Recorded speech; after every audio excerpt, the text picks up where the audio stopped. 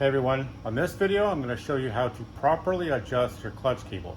So on a Ninja ZX6R we got an adjustment down here by the clutch.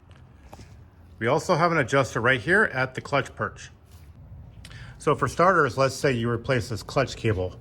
Now we have some threaded parts of the housing right here, and I generally like to put those kind of generally in the middle. That way I have adjustments either way.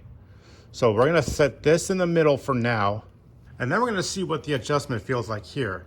So we have a certain amount of play in the lever. You always want to maintain a little bit of play in the lever. If your lever is too tight and you push on this lever and it doesn't really budge, and there's not at least about a nickel's width of play here in the lever, that means you're constantly pulling on the cable and you're not fully disengaging the clutch, which could cause you to slip your clutch, burn out your clutch. So that's not good.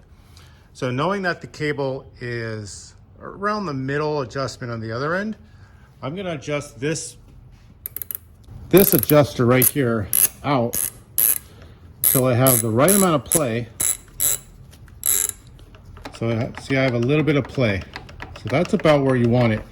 Now, of course, this adjustment also is used for positioning the lever for different size hands.